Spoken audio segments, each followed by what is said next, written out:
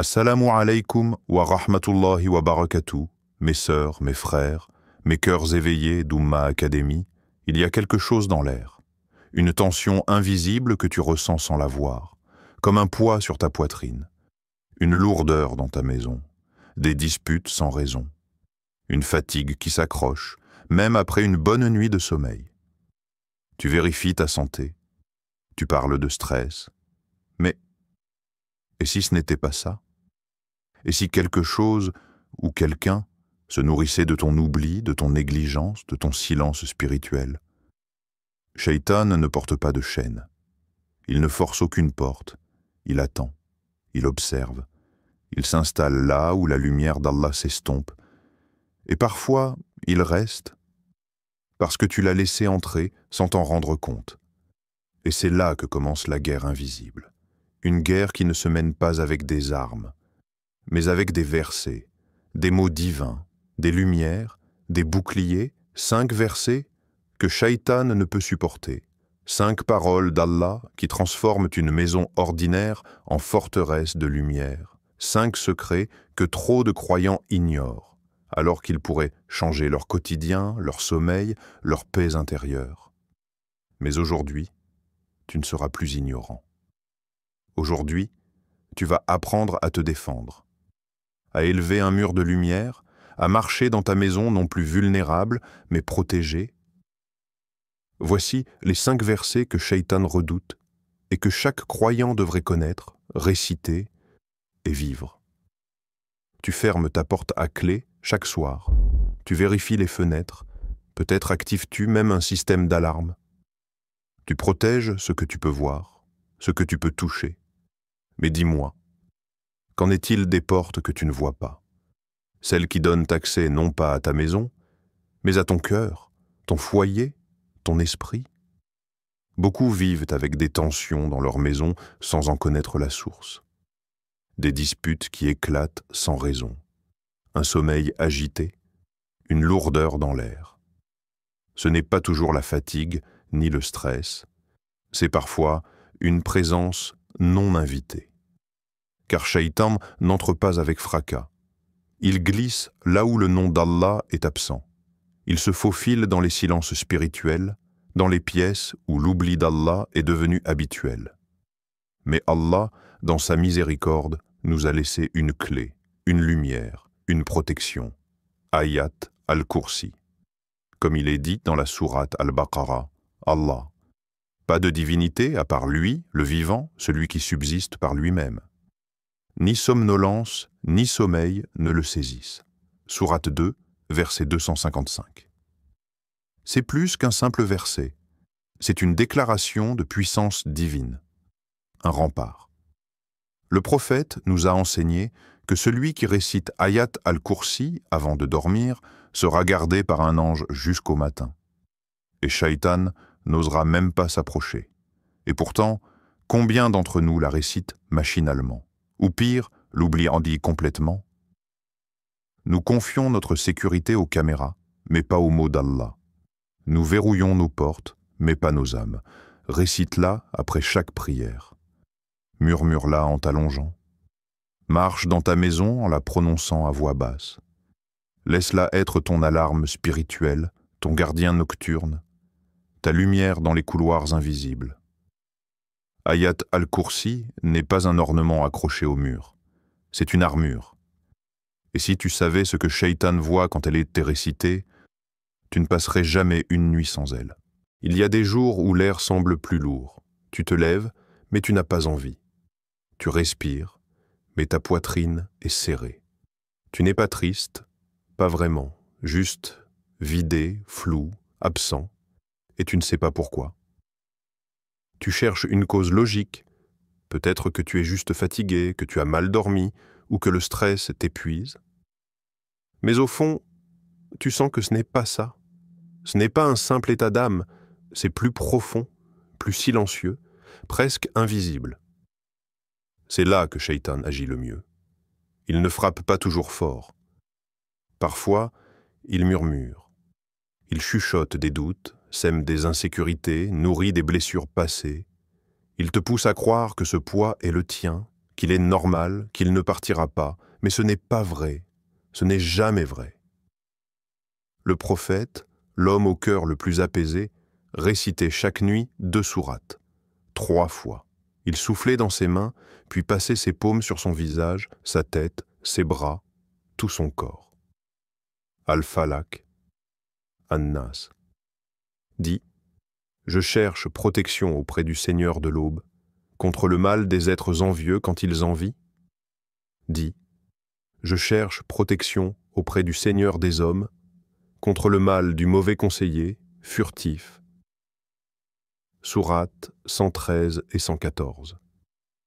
Ces sourates ne sont pas des comptines pour les enfants avant de dormir. Ce sont des boucliers forgés dans la lumière divine. Elles sont faites pour toi, pour moi, pour chaque âme qui se bat contre ce qu'on ne peut pas nommer. Le regard jaloux, la mauvaise intention, les pensées qui ne t'appartiennent pas, mais qui t'assaillent quand personne ne te voit. La prochaine fois que tu sens ce poids sans cause, ne te précipite pas vers ton téléphone. Ne cherche pas à te distraire. Ferme les yeux. Récite. Souffle doucement dans tes mains et laisse les paroles d'Allah pénétrer là où même toi tu n'arrives plus à aller. Tu ne peux pas toujours voir d'où vient le mal. Mais tu peux toujours choisir d'être protégé. Tu fais tes ablutions. Tu déroules ton tapis. Tu lèves les mains et tu dis « Allahu Akbar ». Mais à peine les mots sortis, ton esprit s'évade.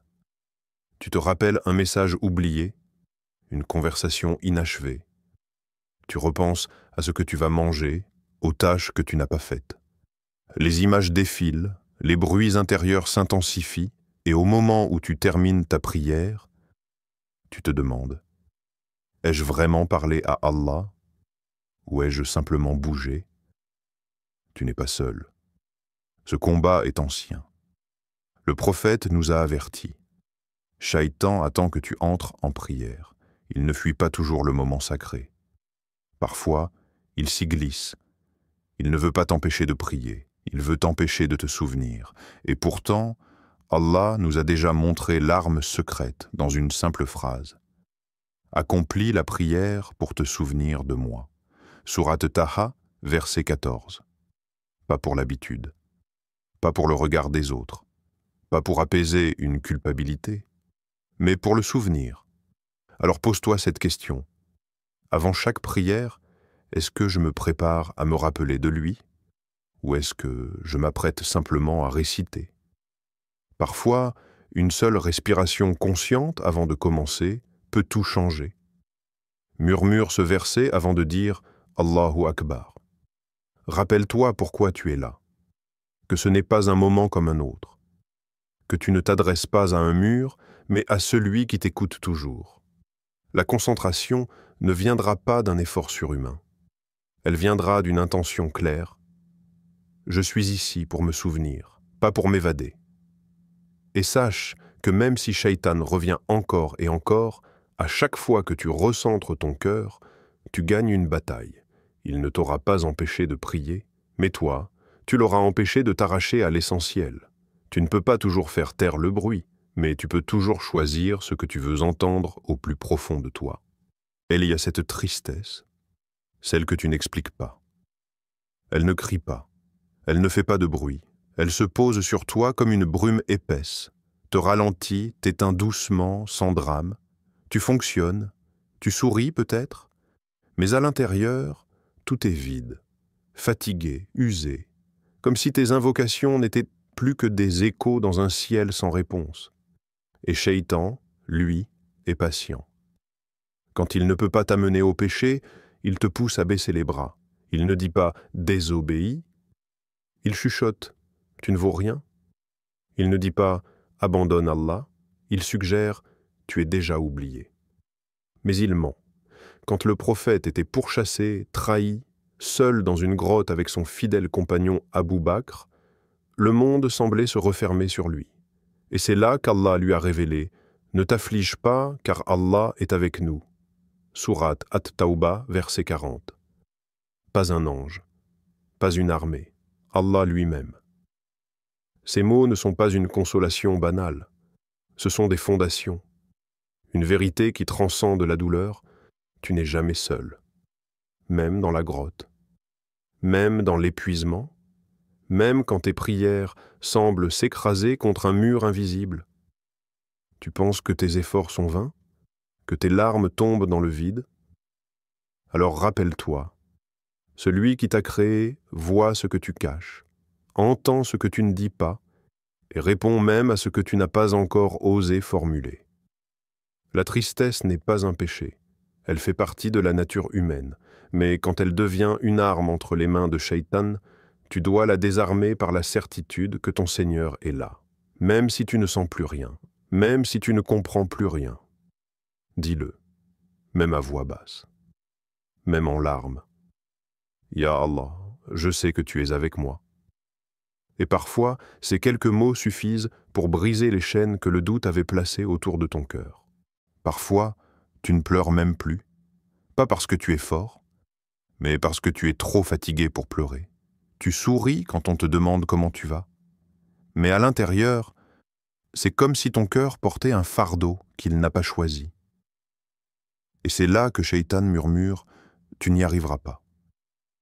Il te laisse croire que ton mal-être est une punition, que ta fatigue est un signe d'abandon. Il transforme ta douleur en doute et ton doute en éloignement. Mais il y a un verset qui tombe comme une pluie douce sur une terre desséchée. Allah n'impose à aucune âme une charge supérieure à sa capacité. Sourate Al-Baqarah, verset 286. Ce n'est pas une formule pour réconforter à la hâte. C'est une promesse divine. Cela veut dire que ce que tu traverses en ce moment a été pesé avec précision, adapté à ton âme, et que tu es déjà équipé pour le surmonter, même si tu ne le ressens pas encore. Allah ne te sous-estime jamais. Il connaît ta fatigue. Il entend les soupirs que personne n'entend. Il voit ton combat silencieux. Et ce qu'il t'a confié comme épreuve, il l'a aussi entouré de sa miséricorde.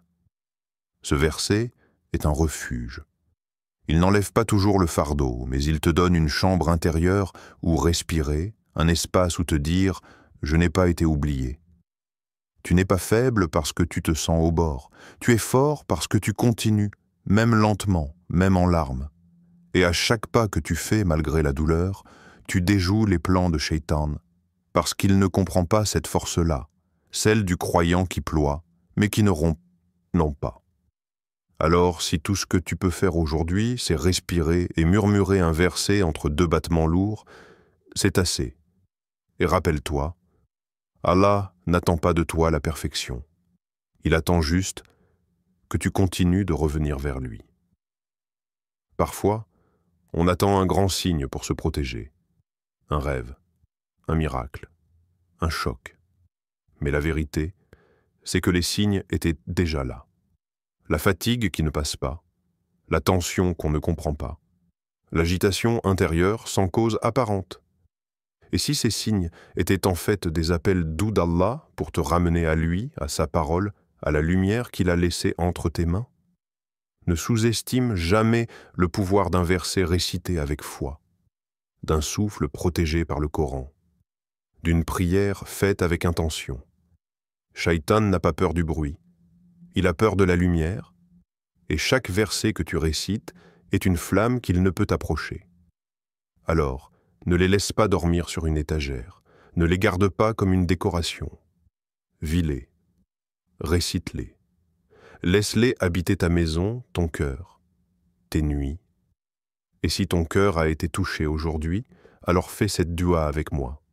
Ya Allah, protège ma maison, ma poitrine, mon sommeil et ma foi. Mets entre moi et chaque mal invisible une barrière faite de ta parole. Illumine mes ténèbres, apaise mes pensées et garde-moi toujours proche de toi. Amin. Si ce rappel t'a fait du bien, aime cette vidéo, abonne-toi à Ummah Academy et partage-la. Tu ne sais jamais, peut-être que ton simple geste sera la lumière dont une autre âme avait besoin aujourd'hui. Qu'Allah fasse du Coran ta lumière dans ce monde, ta protection contre le mal caché et ton intercesseur le jour où tu le rencontreras.